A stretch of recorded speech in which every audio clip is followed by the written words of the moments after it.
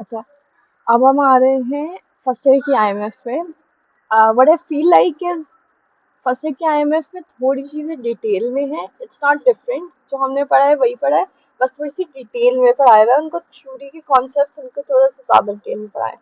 I guess उनका IMF का first course है, इसलिए भी सर ने थोड़ा सा थ्योरी ज़्यादा दी। खैर बहरहाल, अब हम आईएमएफ में आते हैं। तो आईएमएफ में उन्होंने financial accounting, cost accounting, managerial accounting, तीन तरह की अकाउंटिंग होती है। अकाउंटिंग होती क्या है? Book keeping and according. Finance में जितनी भी फाइनेंशियल एक्टिविटीज हैं, बोरोइंग, लैंडिंग एंड इन्वेस्टमेंट, वो आ जाती हैं। फाइनेंस में दो तरह की चीजें होती हैं, कैपिटल रिस्क, रिस्क और रिटर्न। दो ही चीजें मिला के फाइनेंस बना रही होती हैं आपकी, रिस्क और रिटर्न। सही है, तो आप कैसे अपने इन डिसीजन को ले सकते हो, बोरो को कब करना है, लैंड किसको करना है, कि इन्वेस्टमेंट कहाँ करनी है, अपने पैसे का अच्छा यूज कैसे करना है। सही है, तो उसमें या तो आप अपने पैसे का रिस्क बचा रहे होते कि पैसे डूबने से बच जाए, और आपको अच्छा रिटर्न मिल जाए। अब रिटर्न में दो तरह की चीजें आ गई आपके पास, कैपिटल गेन एंड यील्ड। आपका रिटर्न दो चीजों से बन रहा है, capital gain and yield. Yield is like profit. सही है, जैसे आपने क्या किया, आपने 10 रुपए का स्टॉक खरीदा और स्टॉक में आपको 5 रुपए एज अ डिविडेंड मिल रहा है, right? So that is your yield. लेकिन आपने उसी 10 रुपए के स्टॉक को 20 रुपए में बेच दिया। दैट इज, ये जो 10 रुपए का आपको फायदा हुआ, 10 रुपए का स्टॉक 20 में बेच दिया, ये जो 10 रुपए का फायदा हुआ, that is your capital gain. अगर आपने -10 रुपीज में बेचा होता या फिर 5 रुपए में बेचा होता, तो जो 5 रुपए का नुकसान होता, that is would be your capital loss. अब ये बात याद रखो, इसको ऐसे भी याद रख सकते हो कि स्टॉक की नॉर्मली सब एग्जांपल दे रहे होते हैं, इसको ऐसे भी याद रख सकते हो। आपने घर खरीदा, घर आपने 1 लाख का खरीदा, आपने इसको रेंट पे चला दिया, हर महीने आपको 15,000, 15,000 रेंट मिल रहा है। ठीक है, और उस रेंट के बाद आपने 1 लाख का घर, दो उसकी अब प्रॉपर्टी के प्राइसेस बढ़ गए, 2 लाख में आपने बेच दिया। तो जो 1 लाख से 2 लाख का जो प्रॉफिट हो रहा है, यानी 1 लाख का जो बीच में प्रॉफिट आ रहा है, that is your capital gain, right? जबकि जो आपको हर महीने जो रेंट मिल रहा था ना, दैट इज योर यील्ड। अब आज जो, तो ये हो गई फाइनेंस। फाइनेंस में दो चीजें हैं, एक रिस्क एंड रिटर्न। अकाउंटिंग क्या है? Simple book keeping. सही है। इकोनॉमिक्स क्या है कि आप रिसोर्सेज का कैसे एलोकेट करते हो, आप रिसोर्सेज अपने पास, जो आपके पास चीजें अवेलेबल है, मेरे पास माइक अवेलेबल है, मेरे पास हेडफोन्स अवेलेबल है, मैं उसको कैसे मैक्सिमम यूटिलाइजेशन कर सकती हूँ, that is your economics. Personal finance, finance भी तीन काफी ऑब्वियसली, फाइनेंस में भी काफी टाइप्स हैं। पर्सनल फाइनेंस, आप अपनी फाइनेंस, इंडिविजुअल मनी कैसे आप सेव करते हो, कैसे आप अच्छा यूटिलाइज करते हो, क्या प्लान्स बनाते हो, क्या गोल्स बनाते हो, that is your personal finance. Corporate finance, corporate में क्या, कॉर्पोरेट में डिसीजन कैसे लिए जाते हैं। सही है, कॉर्पोरेट को प्रॉफिट बनाना होता है, कॉर्पोरेट को मेक श्योर करना होता है कि हर उसके पास आने वाले 5 सालों में हर महीने का पैसा को ऑपरेट करने के लिए, सही है, तो उसके कैश फ्लो सही रहे, उसके पास ऑपरेशन के लिए सही पैसे हों। So that is all is going to be in corporate finance. Then public finance के, गवर्नमेंट में जो फाइनेंस होती है, इनकम टैक्स रिलेटेड, बजटिंग से रिलेटेड, सारी अब आपकी पब्लिक फाइनेंस में आ जाती है। देन तीन तरह के आपके बेसिकली बिजनेसेस होते हैं, एक सोल प्रोप्राइटर, मैं अकेले बिजनेस कर रहा हूँ, सोल प्रोप्राइटर। पार्टनरशिप, दो लोगों, तीन लोग मिला के बिजनेस कर रहे हैं, थोड़ा सा टीम बना के बिजनेस कर रहे हैं, दैट इज योर टीम में बिजनेस को ओन कर रहे हैं, दैट इज योर पार्टनरशिप।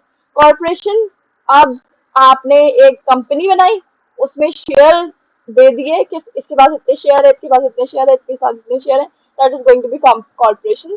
कि आपकी जो कंपनी है वो शेयर की बेसिस पे ओन करती है, वो उसको दो तीन बंदे ओन नहीं करते, वो शेयर की बेसिस पे। अब चाहे तो मेरा पार्टनर, चाहे लेट्स से अगर 3 बंदे भी इनिशियली थे, तो एक के पास 50% शेयर है, 60% शेयर है, 40% शेयर है। अब जो बंदा है वो अपने शेयर्स और आगे फर्दर डिस्ट्रीब्यूट कर सकते हैं, या फिर आप शेयर्स अपने पब्लिक में देके आप उसको मार्केट में दे सकते हो। सो that is basically corporation. Obviously rule के सर्वाइवल ऑफ द फिटेस्ट होगा, तो आपको क्या कहते हैं, बहुत सारी चीजें फाइनेंस में देखनी होती है। सही है, आपके करंट एसेट क्या है, करंट लाइबिलिटीज क्या है, स्टार्टअप्स क्या है, आपके वर्किंग कैपिटल क्या है, मतलब वर्किंग कैपिटल बोलते हैं कि आपको बिजनेस को रन करने के जितना कैपिटल चाहिए, क्या क्या अनफॉर्चुनेट इवेंट्स आ सकते हैं, ये सब एक फाइनेंस वाले बंदे को देखना होता है। इंटरनल और एक्सटर्नल फाइनेंस में, इंटरनल फाइनेंस आपकी अपने पास आप फाइनेंस कर रहे हो, that is your equity. External finance, किसी से लोन लिया है, किसी शेयर होल्डर से पैसे फंड रेजिंग किया है, आपने शेयर इशू करके फंड रेजिंग की है, आपने किसी से लोन लिया है, किसी को बॉन्ड दिया है, कोई लाइबिलिटी है आपके ऊपर, what ever that is your external finance. अब बाहर से पैसा लाना इज एक्सटर्नल फाइनेंस। खुद का पैसा डालना इज इंटरनल फाइनेंस। अब cost of equity, cost of डेब्ट, ऑब्वियसली हर चीज की कॉस्ट होती है, हमने फाइनेंस इकोनॉमिक्स में भी ये पढ़ा कि हर चीज की कॉस्ट होती है। Cost of equity is your dividends, कि आप लाइक आप किसी कंपनी का डिविडेंड खरीदते हो तो आपको कंपनी का स्टॉक खरीदते हो तो आपको डिविडेंड मिल रहे थे। स्टॉक सिंपली कुछ भी नहीं है, स्टॉक का वर्ड से इंटिमिडेट ना हो, स्टॉक का word is simply share, company का छोटा सा हिस्सा, that is your stock. Cost of डेब्ट कि आपके पास क्या कॉस्ट है, बेसिकली आप इंटरेस्ट पे कर रहे होते हैं, आप जब भी किसी से डेब्ट ले रहे होते हैं आप इंटरेस्ट पे कर रहे होते हैं, तो हम cost of capital, cost of debt एक ही चीज को इंटरेस्ट पे बोल रहे होते हैं। बाकी आपने पहले पढ़ा, हम लोगों ने जैसे पहले पढ़ा था EAT, equity earnings after tax, earning before tax, ये सारी चीजें पुरानी वाली चीजें रिवाइज कराई हुई है। शॉर्ट टर्म फाइनेंसिंग 3 साल के अंदर जो फाइनेंस होगी उसको शॉर्ट टर्म फाइनेंसिंग कहेंगे। 3 से 10 साल के अंदर फाइनेंस जो होगी उसको medium and long term, just के इंट्रोड्यूस कराना कि फाइनेंसिंग होती किस किस तरह की है, हम लेंस किस किस हिसाब से हम लेंस को लेके चले। अब आ जाओ risk and return. Obviously finance में जब भी आपके पास पैसों की बात आती है तो 2 ही चीजें इन्वॉल्व होती हैं, एक या तो रिस्क होगा या फिर रिटर्न हो, सही है। तो रिस्क का मतलब है फाइनेंशियली रिस्क लॉट, और रॉयल्टी एक्सप्लेन की हुई है कि सही है आप बेसिकली क्या करते हो। अच्छा वैसे सर ने रॉयल्टी, आई डोंट नो कोई कॉन्टेक्स्ट, कोई एग्जांपल आई होगी उसकी वजह से सर रॉयल्टी एक्सप्लेन करे होंगे, बट यहाँ पर रॉयल्टी मतलब वो फीस, कोई भी आप प्रीमियम फीस आप दे दो किसी को उसकी मशहूर होने के लिए कि वो ऑलरेडी कामयाब है, फ्रेंचाइज वगैरह चीजें, जैसे आप फ्रेंचाइज में रॉयल्टी दे रहे होते हो, KFC मैकडोनल्ड्स वगैरह जो भी लोकल बिजनेस ओनर्स यहाँ पे KFC मैकडोनल्ड खोलते हैं, ये ऑलरेडी एक एस्टैब्लिश बिजनेस है, वो लोग खोलते हैं और उसे एक थोड़ी सी रॉयल्टी दे रहे होते हैं। खैर बहरहाल, अब रिस्क में आ जाओ, टोटल रिस्क निकालते कैसे हैं आपको पता है, 2 तरह के रिस्क होते हैं, एक होता है यील्ड, दूसरा है रिटर्न। तो ये वाली जो हिस्सा है ये रिप्रेजेंट कर रहा है रिटर्न को, ये वाला हिस्सा जो यील्ड को रिप्रेजेंट कर रहा है। और आप यील्ड प्लस रिटर्न को डिवाइड करा रहे हो इनिशियल अमाउंट से, सही है, रेशियो निकालने के लिए, परसेंटेज निकालने के लिए। जब भी हम रिटर्न की बात करते हैं, जब भी हम फाइनेंस में रिटर्न या रिस्क की बात करें तो हम परसेंटेजेस में बात करते हैं, हम डायरेक्ट बात नहीं करते। तो ये यील्ड हो गई, ये रिटर्न हो गया। आप कैसे कर रहे हो, यील्ड जो भी आपको आपके पास डिविडेंड मिल रहा है that is your yield. Return क्या है, न्यू माइनस ओल्ड, सही है, न्यू अभी जो आपने जिस प्राइस पे बेचा that is your PT, old जो आपने जिस प्राइस पे खरीदा था, इनिशियल जो प्राइस था आपके, that is your PT-1, and आप इनिशियल से डिवाइड करते हो। हमेशा इस फॉर्मूले के आदत करो, जब भी आप परसेंटेज या चेंज या रेशियो निकाल रहे होगे हमेशा क्या करोगे, न्यू माइनस ओल्ड या final minus initial divided by initial multiply by 100, हमेशा ये होगा। बस एक्स्ट्रा चीज यहाँ पे क्या आ रही है कि यील्ड आ रही है, सही है। So final minus initial divide by initial multiply by 100, that is your total return. आप मल्टीप्लाई बाय 100 ना भी करो, अगर मल्टीप्लाई बाय 100 करोगे तो परसेंटेज में लिखोगे, जैसे आंसर आया था 0.25, आपने मल्टीप्लाई बाय 100 किया, आप 25 आ गया, तो आप 25 नहीं रहने दोगे, आप 25% बताओगे। आई नो बहुत बेसिक चीज है लेकिन इट मैटर्स अ लॉट, बहुत सारे बच्चे इसमें गलती कर देते हैं। अब एक क्वेश्चन देख लो कि MA purchase stock in 600 rupees, initial amount ये दी हुई है PT-1, at the end of the year the stock was worth 750 rupees, final amount PT दी हुई है, that was paid the dividend 25 rupees, हमारे पास DT दिया हुआ है, calculate the total amount receive by mister A. Simply क्या करोगे, new minus old divide by old, 750 minus 600 plus 26 rupees जो extra dividend थे डिवाइड बाय 600, सिंपल फॉर्मूले में डालना है। अभी इसमें कोई भी घुमाया वाली नहीं। सर अमीन घुमाते कैसे हैं, सर अमीन नॉर्मली ऐसे घुमा सकते हैं कि बेसिकली आपको ये डिविडेंड्स आपको हो सकता है कि आपको ज्यादा स्टॉक की बात हो रही हो, अभी जैसे एक स्टॉक की बात हुई ना तो आपके पास ज्यादा स्टॉक की बात हो रही हो, 1000 स्टॉक की बात हो रही हो, और आपको डिविडेंड जो है वो पर स्टॉक का दिया हुआ, या फिर लेट से डिविडेंड 1000 स्टॉक का बताया हुआ लेकिन आपको पर स्टॉक का यूज करना है, ऐसे वर्डिंग में थोड़ा सा कंफ्यूज हो सकते हैं बच्चे। तो क्वेश्चन को उसके लिए आसानी होती है कि क्वेश्चन को आराम आराम से ब्रेक डाउन करो कि क्वेश्चन आपसे क्या क्या रहा है उसको समझने की कोशिश करो, तो आप as long as you can bring out the data from the question, तो प्रॉब्लम सॉल्व करना इट्स नॉट डिफिकल्ट, सही है। तो कैपिटल गेन अलग से, obviously capital gain is like ये वाला पार्ट, क्योंकि आपने 750 में बेचा, इनिशियल में भी बेचा था, इसी को परसेंटेज में डिवाइड बाय 600 कर दोगे, रेशियो आ जाएगा, मल्टीप्लाई बाय 100 करोगे, परसेंटेज आ जाएगी। यील्ड क्या है, ये 26 वाला पार्ट, 26 डिवाइड बाय 100, और टोटल चीज करोगे तो आप दोनों को प्लस करके डिवाइड बाय इनिशियल अमाउंट कर दोगे तो आपके पास टोटल रिटर्न आ जाएगा। Then portfolio. अच्छा, पोर्टफोलियो का वर्ड एक होता है फ्रीलांसिंग पोर्टफोलियो, जिसमें आपके सारे क्या कहते हैं एक्सपीरियंस होते हैं। उस पोर्टफोलियो को और फाइनेंस वाले पोर्टफोलियो को मिलाना नहीं। फाइनेंस में जो पोर्टफोलियो होता है ना, उसका क्या मतलब है कि आपके पास जितनी भी इन्वेस्टमेंट है ना, सही है, आपने कहीं पे भी, मैंने स्टॉक खरीदे हुए हैं, रियल एस्टेट खरीदी हुई है, मैंने फ्यूचर्स में इन्वेस्ट किया हुआ है, ऑप्शंस में इन्वेस्ट किया हुआ है, ऑल द मेरी जो इन्वेस्टमेंट है ना, उसकी कलेक्शन को हम पोर्टफोलियो बोलते हैं। सही है। जो बड़ी बड़ी कंपनीज होती है, कॉर्पोरेशन होती हैं, बहुत अमीर लोग होते हैं, उनकी जितनी भी इन्वेस्टमेंट होती है ना, वो नॉर्मली अपनी इन्वेस्टमेंट का रिकॉर्ड बना रहे होते हैं कि हमारी इन्वेस्टमेंट बढ़ती रहे, कंटिन्यूस ग्रो करती रहे। तो इसलिए वहां पे पोर्टफोलियो का नाम बहुत मशहूर है। इसलिए एक फील्ड, एक करियर कहलाता है पोर्टफोलियो मैनेजर, अगर किसी ने सुना हो तो। That is exactly this portfolio, कि आप किसी की इन्वेस्टमेंट्स को मैनेज कर रहे होते हो, आप किसी की जितनी भी जायदाद है उसको मैनेज कर रहे होते हैं, एंड यू मेक श्योर कि जो पैसे हैं वो जाया नहीं हो रहे। In the end, all in all, portfolio आपका क्या है? सिंपल एक कलेक्शन ऑफ फाइनेंशियल इन्वेस्टमेंट। अब रिलेटिव रिटर्न क्या है? कि भाई आपका हर ना इंडस्ट्री का कुछ बेंचमार्क होता है। जैसे ऑयल इंडस्ट्री है, लाइक से उसका 10% बेंचमार्क है कि अगर आप ऑयल इंडस्ट्री में इन्वेस्ट करते हो ना, किसी भी कंपनी में इन्वेस्ट करते हो, आपको 10% मिल जाएंगे। बॉन्ड्स में इन्वेस्ट कर दो, स्टॉक में इन्वेस्ट कर दो, किसी, और हमेशा हर इंडस्ट्री के ना कुछ बेंचमार्क बने हुए होते हैं। इंडस्ट्री का मतलब सिंपली कि बहुत एक ही फील्ड की सारी ऑर्गेनाइजेशन, सारी कंपनीज को हम इंडस्ट्री बोल रहे हैं। हर इंडस्ट्री का कोई एक बेंचमार्क बना हुआ होता है। अगर आप इंडस्ट्री से जितनी अमाउंट ज्यादा या कम दे रहे होते हो ना, तो आप उस चीज का हिसाब लगाते हो, रिलेटिव रिटर्न उसको बोलते हैं। तो बेसिकली कुछ भी नहीं करना, आपका जो बेंचमार्क बना हुआ है, जैसे इंडस्ट्री आपको 10% रिटर्न दे रही है, तो आप बेंचमार्क में से अपना आप जो रिटर्न दे रहे हो वो माइनस कर दो, that is your going to be relative return. सही है। तो बेसिकली आप आपका अपना रिटर्न माइनस कर दो बेंचमार्क में से, आपका अपना ज्यादा भी हो सकता है, तो वो आपका रिलेटिव रिटर्न बन जाएगा। सही है। अब आ जाओ इन्फ्लेशन एडजस्टेड रिटर्न। तो इसका सिंपल सा फॉर्मूला है कि 1 प्लस जो आपका रिटर्न है divide by 1 plus inflation minus 1। सही है। तो ये चीज एक्स्ट्रा है, आई थिंक ये चीज हमने सेकेंड ईयर के सिलेबस में नहीं करी, लेकिन ये सर ने यहाँ पे पढ़ाई हुई है। दैट इज 1 प्लस जो भी रेट है, डिवाइड कर दो 1 प्लस आपका इन्फ्लेशन रेट से, और बाय -1। सही है। -1, that is going to give you your inflation adjusted return। तो रिटर्न में एक नॉमिनल रिटर्न होता है, एक रियल रिटर्न होता है। रियल रिटर्न को हम इन्फ्लेशन एडजस्टेड रिटर्न कहते हैं। तो अगर आपके पास हम रियल इसको एडजस्टेड, अभी जो हम टोटल रिटर्न की बात कर रहे थे ना, that is your real return. सही है। नॉमिनल रिटर्न भी बोलते हैं, नॉमिनल रिटर्न, सॉरी, इसको नॉमिनल रिटर्न बोलते हैं। जबकि इन्फ्लेशन से एडजस्ट अगर हुआ हुआ कोई रिटर्न होता है ना, सो that is your real return. अच्छा देखो, ये जो नॉमिनल रिटर्न है ना, यहाँ पे हमने देखो, हमने हालांकि कोई चीज डिस्काउंट नहीं की, हमने स्टॉक 1 साल पहले खरीदा था, 1 साल बाद बेच रहे हैं। सही है। पैसे बढ़े भी होंगे, लेकिन पैसे की असल वैल्यू है 750 की, आप प्रेजेंट वैल्यू निकालेंगे तो कम होगी, राइट। तो हम इस चीज को कंसिडर नहीं कर रहे अभी। सही है। तो that's why it's called nominal return.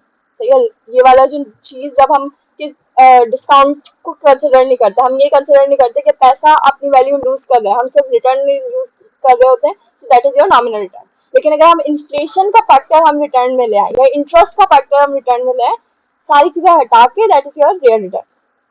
Inflation adjusted return भी कहते हैं। अब आज जो, अच्छा यहाँ पे ना रिटर्न से लेके प्रॉब्लम्स की बीच में I am not getting the context, लेकिन कुछ बात चल रही होगी जिसके बीच में प्रॉब्लम्स आई होंगी कि हमें क्या नॉर्मली प्रॉब्लम फेस होती है। तुमने 2 प्रॉब्लम बताई है कि मार्केट रिस्क क्या चीज होती है, फॉरेन एक्सचेंज क्या होता है। सही है। So market risk is basically कोई भी, आपने किसी को पैसे दिए, सही है, वो आपके पैसे देने के काबिल नहीं है। आपने किसी को अमाउंट दी कि यार मुझे लाइक आप मुझे 5 years में वापस कर देना। सही है। और वो आपको वापस नहीं कर सका 5 साल में, so that is going to create market risk. That is market risk. Risk यही चीज है ना कि आपने कुछ दिया, किसी ने आपके पैसे वापस नहीं किए, क्योंकि उसने आपके पैसे वापस नहीं किए, इससे चेन रिएक्शन बना, आपके पास पैसे नहीं थे, आप किसी और के पैसे वापस नहीं कर पाओगे, या आप कुछ और नहीं खरीद पाओगे, etcetera etcetera. That is basically market risk. I think sir concept दे रहे थे कि मार्केट रिस्क होती क्या है। देन फॉरेन एक्सचेंज क्या चीज होती है? Foreign exchange, forex is simply के आपकी करेंसी और क्या कहते हैं, यूएस डॉलर, जैसे पाकिस्तान और यूएस डॉलर में आप जब एक्सचेंज करोगे, so that is going to be your foreign exchange, ठीक है, क्योंकि हर करेंसी की वैल्यू डिफरेंट होती है, इंक्रीज या डिक्रीज करी होती है, और बहुत सारे लोग फॉरेक्स की ट्रेडिंग भी कर रहे होते हैं।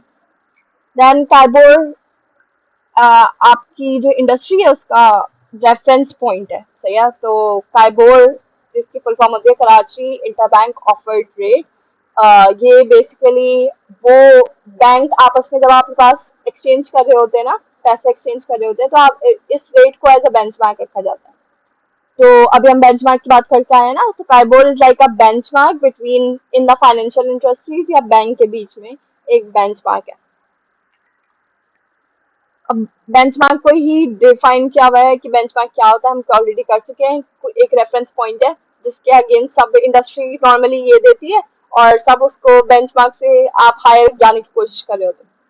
टाइप ऑफ इन्वेस्टर्स, भाई ऑब्वियसली एक कुछ लोग होते हैं जो मॉडरेट होते हैं, जिनको न्यूट्रल होते हैं, ज्यादा रिस्क लेने का शौक भी नहीं होता, कम रिस्क भी नहीं लेते, तो वो न्यूट्रल होते हैं। एक कुछ ऐसे लोग होते हैं जो वाकई रिस्क लेना चाहते हैं, सही है, तो उनको हम रिस्क बेसिकली रिस्क टेकर्स कहते हैं, सही है। तो seeking risk Sikar, risk takers, ये कहते हैं।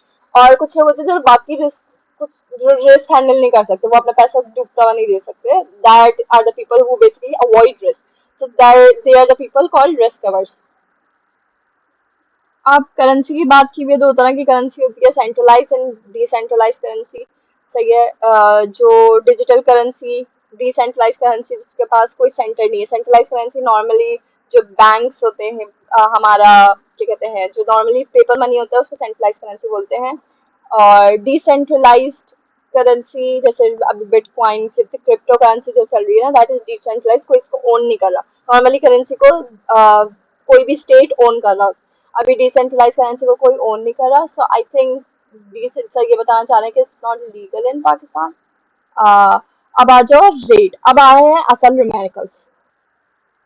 ओके, तो अब न्यूमेरिकल स्टार्ट हो रहे हैं ऑफिशियली। भाई सबसे पहले तो आपको एक्सपेक्टेड रिटर्न निकालने बोला है कि एक्सपेक्टेड रिटर्न जो भी आपके पास रिटर्न आ रहा होगा, मल्टीप्लाई बाय प्रोबेबिलिटी कर दोगे तो आपके पास एक्सपेक्टेड रिटर्न आ जाएगा। एक्सपेक्टेड रिटर्न के बाद आप वेरिएंस कैसे निकालते हैं कि सिंपली आप जहाँ पे एक्स इंटू आप क्या कर रहे हो, प्रोबेबिलिटी, राइट। अब इसी की जगह आप क्या कर दो, एक्स माइनस जो भी मीन है, यानी इसके एक्सपेक्टेड रिटर्न को हम मीन भी बोल रहे होते हैं, तो X minus mean multiply by probability, X minus mean का square multiply by probability, that is your variance. और इसी का अंडर रूट कर दोगे तो वो आपके वेरिएंस का under root is standard deviation. तो ये तो तीन बेसिक फॉर्मूलाज हैं। इसको पोर्टफोलियो थ्योरी भी बोलते हैं, इसका नाम, इफ यू डोंट नो। तो बेसिकली क्या है कि ये तीन आपके फॉर्मूलाज है। एक है एक्सपेक्टेड रिटर्न ई एक्स, जिसको हम मीन भी बोल रहे होते हैं, सही है।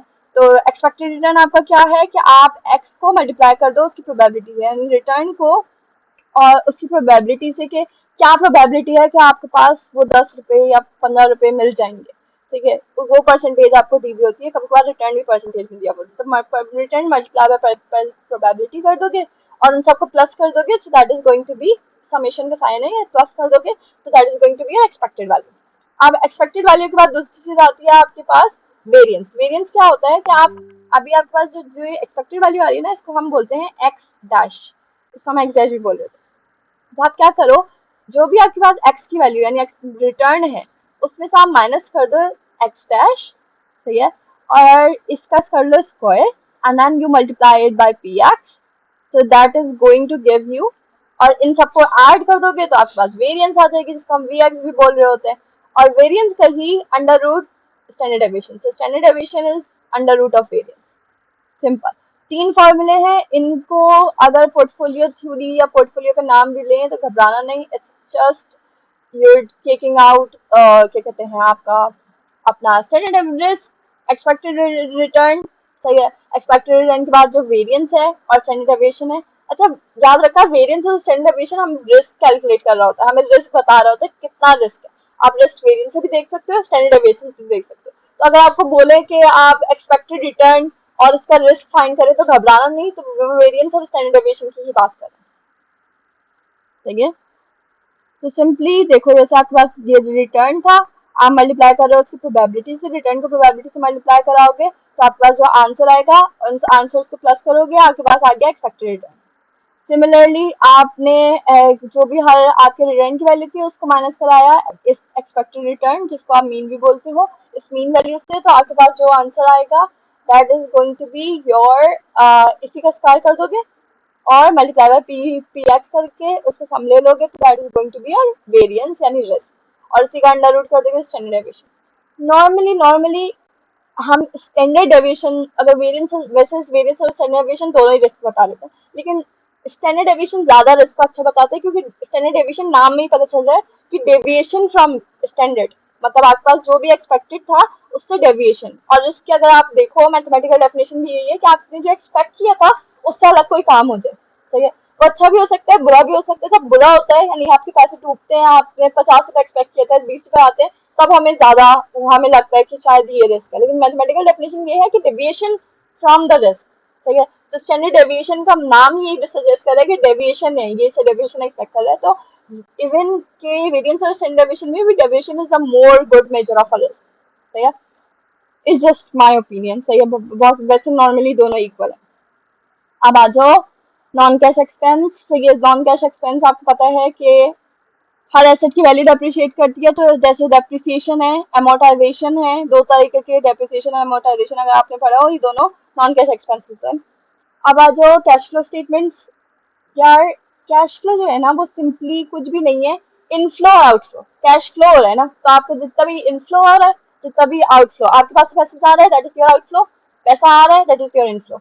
जो भी पैसा आ रहा है that you are going to add that amount, हमेशा इनफ्लो पॉजिटिव होगा, और जो भी पैसे जा रहा है you are going to subtract that amount, तो पैसा नेगेटिव होगा। अब आज जो इंटरेस्ट है ना वो आपका दो तरीके का इंटरेस्ट है। सबसे पहले तो आपको याद होगा कि टाइम वैल्यू ऑफ मनी के कॉन्सेप्ट से हम इंटरेस्ट पे आते हैं। टाइम वैल्यू ऑफ मनी ये बोलता है कि जो आपकी लाइक फ्यूचर वैल्यू है that is equals to your present value 1 + r, सही है, that is your time value of money. Present value 1 + r की पावर t, जो भी आपके पास जितने भी ईयर्स है वो आप लगा दो, that is your time value of money की जैसे जैसे आगे जाते जाते हैं पैसे की वैल्यू कम होती जाती है, टाइम के जाते जाते हैं पैसे की वैल्यू कम होती जाती है, that is the concept of time value of money. जब हम टाइम वैल्यू ऑफ मनी होती है क्यों कई पैसे जैसे जैसे आगे जाते हैं तो पैसे की वैल्यू क्यों कम होती है, that is because of your interest, सही है। तो इंटरेस्ट का concept time value of money से आता है। अब इंटरेस्ट रेट में यहाँ पे ये जो आर है that is your interest rate.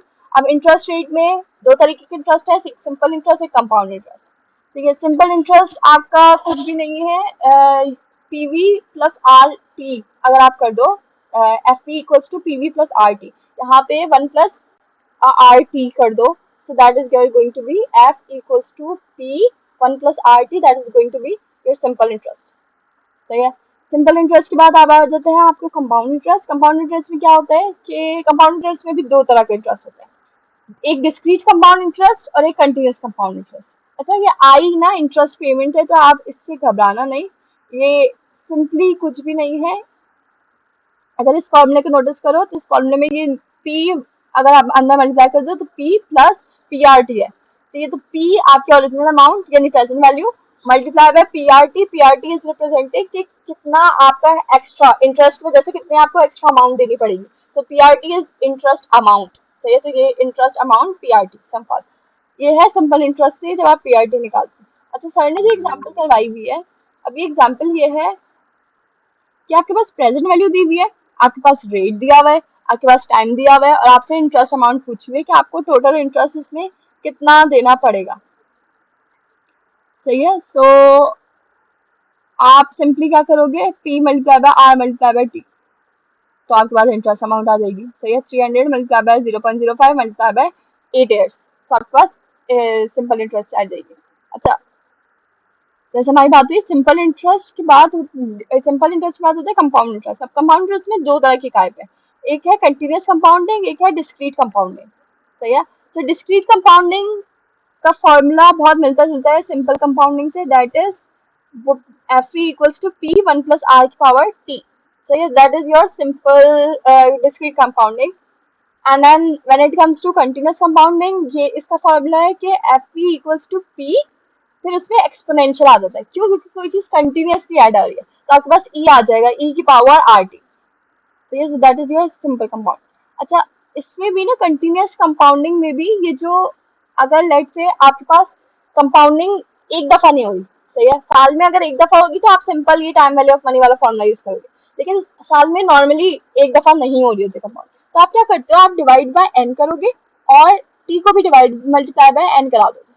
सही है, r divide by n, t multiply by n. तो इससे क्या होगा कि आपके पास टी मल्टीप्लाई बाय एन कराओगे ना, तो आपके पास टोटल आ जाएगी कितनी दफा कंपाउंडिंग हो रही है, जिसको हम बोलते हैं नंबर ऑफ कंपाउंडिंग पीरियड। तो 8 साल में हर साल में 2 दफा हो रही है, तो 8 × 2 टोटल 16 दफा आपकी कंपाउंडिंग हो रही है, right. So that is going to be your power. N यानी कितने दफा एक साल में कितनी दफा कंपाउंडिंग हो रही है, that is going to be your N. R is simply interest rate and P is the present value.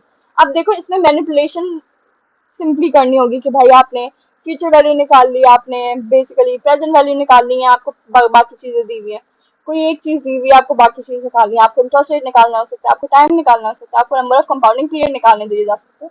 That is just pure manipulation. अगर आपको फॉर्मूला याद है और आपको पढ़ के क्वेश्चन पढ़ के आपको वैल्यूज निकालनी आ सकती है कि इसमें प्रेजेंट वैल्यू क्या है, इसमें रेट क्या है, इसमें टाइम क्या है, तो ऑब्वियसली आप फॉर्मूला सॉल्व कर सकते हो। अच्छा हाँ, एक वर्ड आपको पता होना चाहिए कि नॉर्मली वर्डिंग यूज होती है, जैसे एनुअली का मतलब है एक में, साल में एक दफा। सेमी एनुअली साल में 2 दफा, जिसको बाय एनुअली भी बोलते हैं। क्वार्टरली साल में, क्वार्टर एक क्वार्टर होता है 3 महीने को कहते हैं, तो क्वार्टरली साल में 4 दफा। ठीक है, मंथली साल में 12 दफा, वीकली साल में 52 टाइम्स, और अगर डेली बोले तो साल में 365 times. And you do the maths के साल में लाइक एक दिन में 2 दफा, then you multiply by 365 multiply by 2 and so on and so forth. The point is ये सारे वर्डिंग दे सकते हैं, you just have to calculate कि एन क्या हो सकता है, मतलब कितनी दफा एक साल में कंपाउंडिंग हो रही है। अच्छा, ये जो क्वेश्चंस हैं इसमें नॉर्मली आपको इंटरेस्ट रेट निकालने को बोला हुआ है, एंड देन आई थिंक इसमें फ्यूचर वैल्यू निकाल रहे हैं। खैर बहरहाल, अगर आपको किसी में भी इंटरेस्ट रेट निकालने को बोले भी ना, सो दिस इज बेसिकली, अच्छा आई थिंक यहाँ पे कंटिन्यूस कंपाउंडिंग में भी इंटरेस्ट रेट उन्होंने निकलवाया हुआ है, यानी आपकी जो कंपाउंड इंटरेस्ट है उसमें भी अलग से इंटरेस्ट अमाउंट आपको निकालनी है। तो आपने क्या किया कि हर दफा आपने देखा कि पहले कितनी प्रिंसिपल थी, उस पर क्या रेट चल रहा था, उसका 0.05% निकाला। फिर कंपाउंड होने के बाद पहले ही कंपाउंडिंग हुई, उसके बाद जो आंसर आया फिर उसका 0.05% निकाला, फिर कंपाउंडिंग हुई, उसके बाद आंसर आया 0.05% आया। You can do that, but normally I don't think question में इतने लाइक बार बार आप एक काम को रिपीट कर रहे हो, तो आई डोंट थिंक सर ऐसे क्वेश्चन पेपर में देंगे, लेकिन दे भी सकते हैं, नो डाउट। तो आप क्या करो, आप सिंपली क्या कर रहे हो कि आपके पास लाइक से पहले साल आपके पास 300 रुपये, आप प्रेजेंट वैल्यू अभी जब पहला साल हुआ, सो 300 आपने किया, 300 में आपके पास थोड़ी सी अमाउंट ऐड हुई, यानी इनिशियली आपके पास 300 रुपीज थे। सही है, अब 300 रुपीज का आप 5% निकालो, दैट इज 15%, तो आपके पास पहला इंटरेस्ट हो गया। एंड देन फिर आप 300 में आपके पास 15 रुपीज ऐड करोगे, फिर आपके पास ये अमाउंट आ जाएगी। अब इसका आप इंटरेस्ट निकालोगे, फिर इसी तरह ऐड होती रहेगी, होती रहेगी, होती रहेगी, और आप हर किसी का अलग से इंटरेस्ट रेट निकालते रहोगे। सही है, ये 300 प्लस 15 350, 315 प्लस 15.75 330.75, 330.75 प्लस ये करोगे फिर ये वाला आंसर आ जाएगा। And then you calculate 0.5% of all the answers and then you add them up, तो आपके पास कंपाउंड इंटरेस्ट आ जाएगा। सही है, सो नॉर्मली सिंपल इंटरेस्ट निकालने का तो P multiply by R multiply by T, लेकिन कंपाउंड इंटरेस्ट आप जो नॉर्मली डायरेक्ट नहीं निकाल सकते, तो आपको अलग अलग करके ही निकालना पड़ेगा।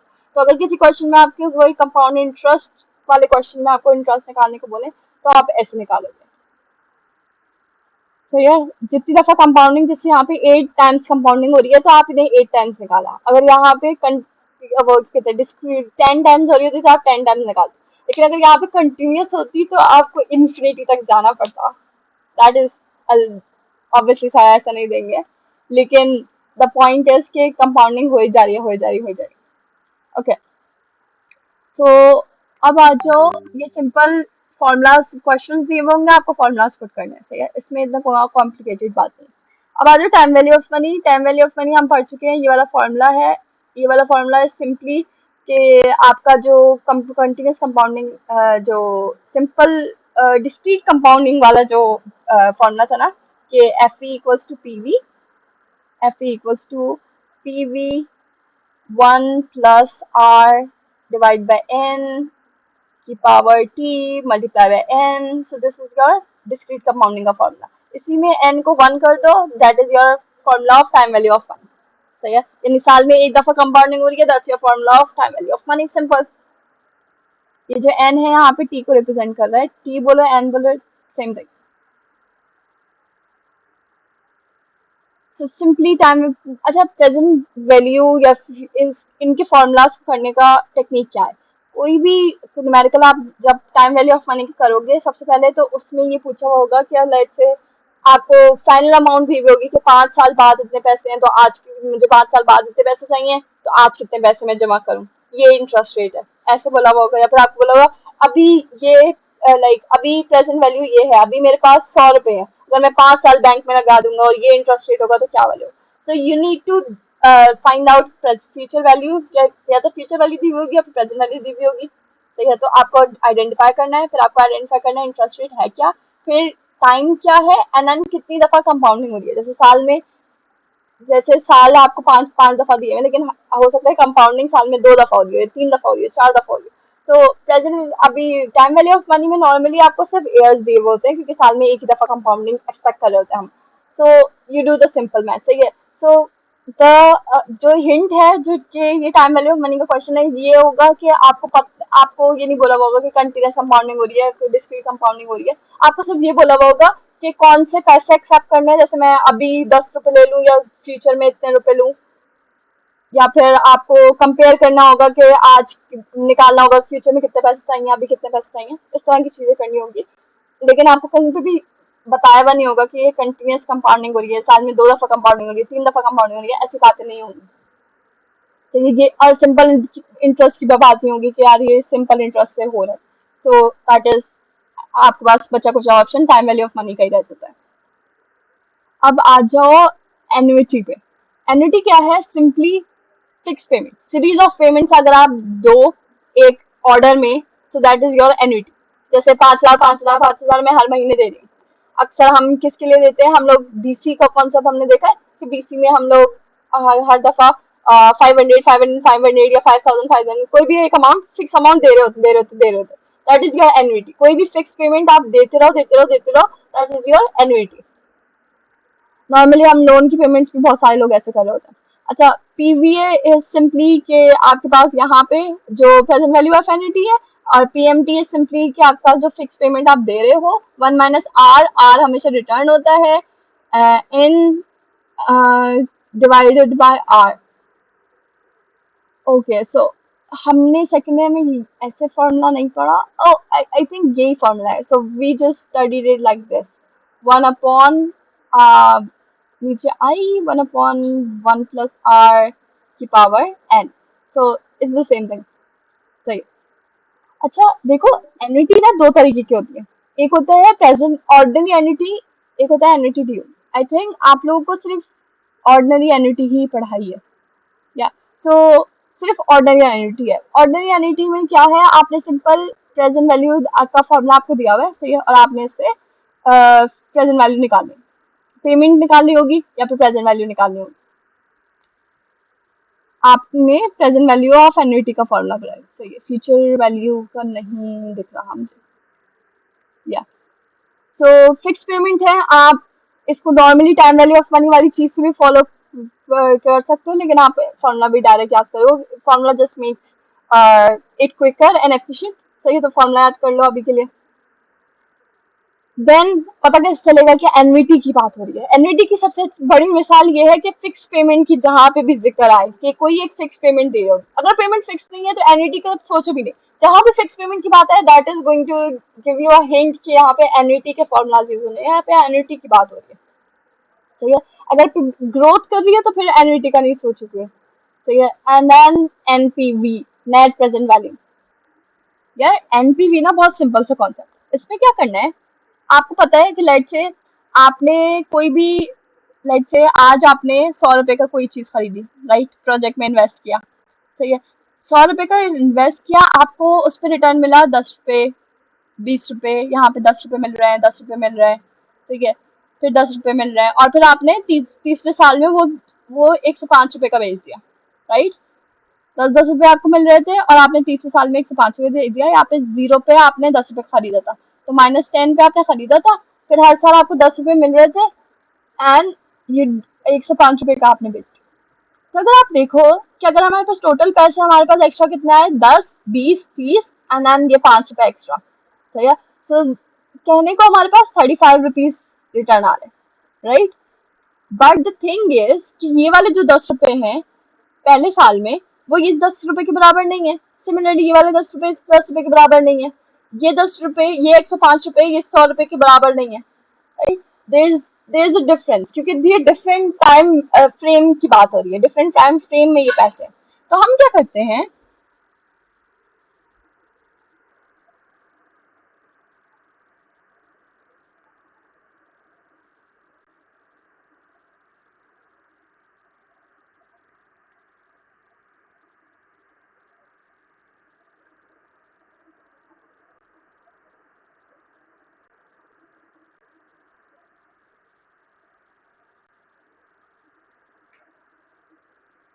Okay, so that is your net present value. अब एन्युटी वाली चीज जो हमने डिस्कस की थी, एन्युटी क्या होता है, फिक्स पेमेंट। अब एन्युटी के साथ ही आपके पास दो एक कॉन्सेप्ट आया। अब मैंने हमने डिसाइड किया था कि दो तरह की एन्युटी होती है, सही है। एक ऑर्डिनरी एन्युटी, दैट एक एन्युटी डी। ऑर्डिनरी एन्युटी क्या होती है कि आपने पेमेंट स्टार्ट एंड में करी, सही है। जैसे नॉर्मली आप पेमेंट कोई सर्विस रिसीव करते हो पूरे महीने, या लाइट से पूरे महीने किसी से दूध लेते हो, फिर एंड में उसका बिल दे दो, सही है। तो पेमेंट अगर आप एंड में कर रहे हो, that is your ordinary annuity. अगर वही पेमेंट आप शुरू में कर दो, that is your annuity due. क्यों? क्योंकि आपके पास एक एक्स्ट्रा चीज आ रही है जो आप शुरू में पेमेंट दे रहे हैं, तो उसके ऊपर भी इंटरेस्ट बन रहा होता है, इसको इसलिए बोलते हैं उसको एन्युटी ड्यू, आप शुरू में ही दे रहे हो। अब आ जाओ जो ऑर्डिनरी एन्युटी है, हमने प्रेजेंट वैल्यू पढ़ी थी और ऑर्डिनरी एन्युटी प्रेजेंट वैल्यू का फॉर्मूला पढ़ा था।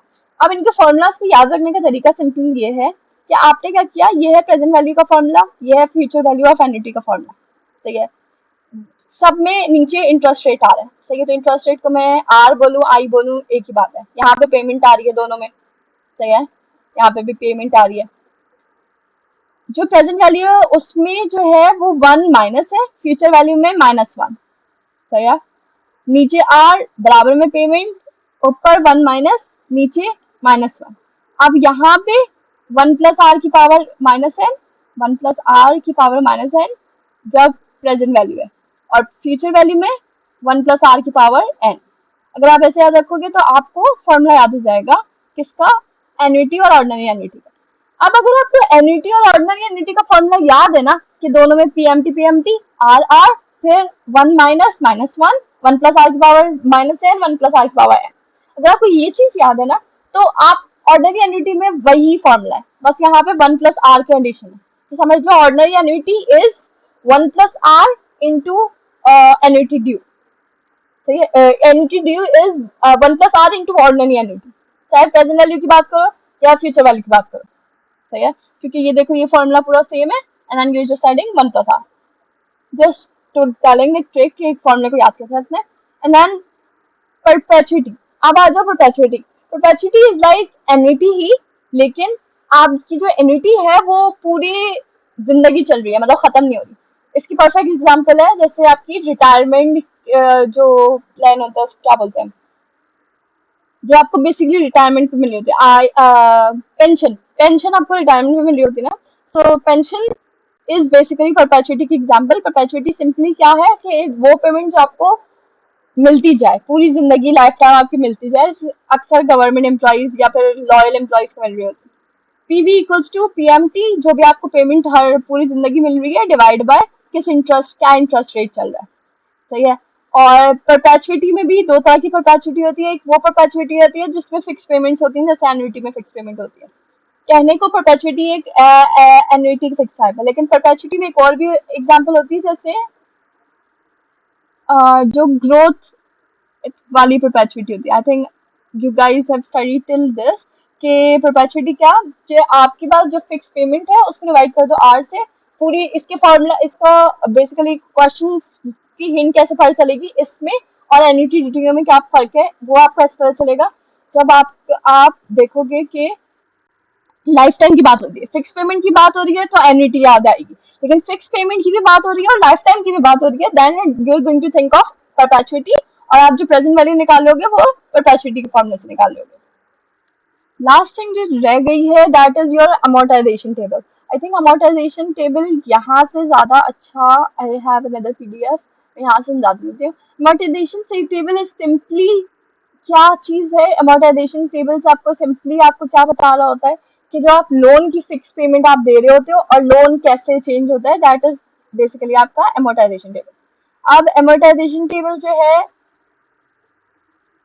उसमें क्या होता है कि आपके पास लेट से 1,000 रुपए का लोन है, सही है, और आपको 10 पेमेंट्स में आपको लोन देना है, सही है, तो आपने लेट से फिक्स पेमेंट पहले निकाली, सही है, जो क्या किससे निकलेगी, जो आपके पास ऑर्डिनरी एन्युटी है उसके फॉर्मूले से निकलेगी, प्रेजेंट वैल्यू से आपने अभी 10 और लाख रुपए का लोन लिया, सो जो आप उस पर फिक्स पेमेंट दोगे वो इतनी दोगे, सही है। ऑब्वियसली आपको इंटरेस्ट रेट दिया हुआ होगा कि देखो आपके पास आपने इतने का लोन लिया, आपके पास इंटरेस्ट रेट दिया हुआ था और आपके पास टाइम दिया हुआ था, तो आपने फिक्स पेमेंट निकाली। अब आपने फिक्स पेमेंट जो निकाली ना, फिक्स पेमेंट का मतलब है हर साल आप यही पेमेंट देते रहोगे 10 साल तक। अब 1 लाख का लोन आपने 10 सालों में वापस करना है विद 5% ऑफ इंटरेस्ट रेट, सही है। तो सबसे पहले आप 100,000 लिखोगे और फिक्स पेमेंट वाली ड्रॉ 10 दफा फिक्स पेमेंट लिख दोगे, सही है, आपको पता होना चाहिए आपने 10 पेमेंट्स करनी। अच्छा, यहाँ पे जो क्या हुआ है कि राउंड ऑफ क्या है, आसानी के लिए आप राउंड ऑफ कर सकते हो, लेकिन राउंड ऑफ ना भी करो तो इट्स ओके। 1,000 में अब आपको करना क्या है, आपको सबसे पहले 5%, क्योंकि इंटरेस्ट रेट 5% है, इंटरेस्ट पेमेंट आपको निकालनी है कि इस फिक्स पेमेंट में से कितनी इंटरेस्ट पेमेंट, इंटरेस्ट में कितने पैसे जा रहे हैं और कितने एक्चुअल अमाउंट पे होने में जा रहे हैं।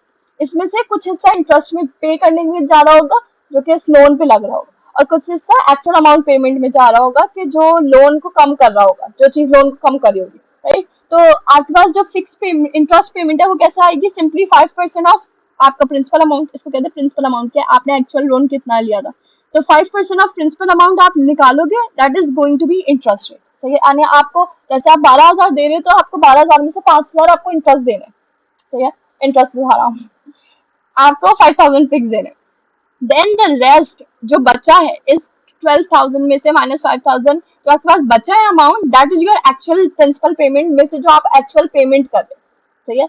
सो that is your the amount you are paying. तो इसीलिए जो आपके पास रिमेनिंग लोन बचेगा वो कैसे आएगा, क्या आप जो आपके पास एक्चुअल प्रिंसिपल अमाउंट था उसमें से माइनस कर दो एक्चुअल प्रिंसिपल पेमेंट।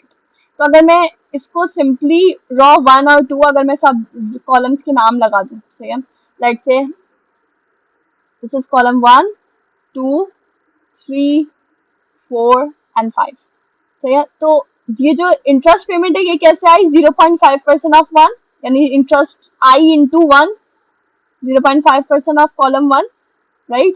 फोर्थ कैसा आया कि 2 - 3, एक्चुअल इंटरेस्ट पेमेंट ऐसे आ रही थी 2 - 3, राइट।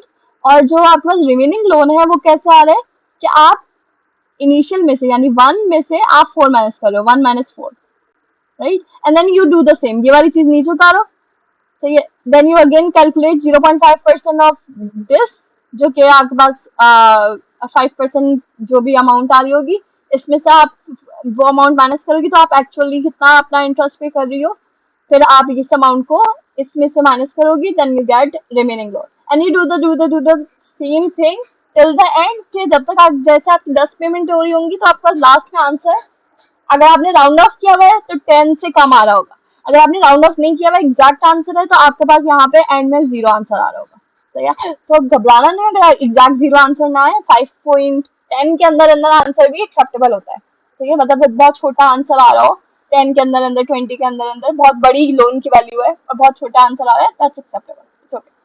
लेकिन कोशिश करो कि अगर यहाँ पे 0 आ जाए, you know, magic. Jokes aside, simply amortization table बहुत बनाना आसान है as long as you find the right fix payment, बस यहाँ पे आपको मेहनत किसमें करनी है, आपको कैलकुलेटर जल्दी यूज करना सीखना है। I think that was it from first year syllabus, I don't think इसके अलावा कुछ एक्स्ट्रा है। Thank you.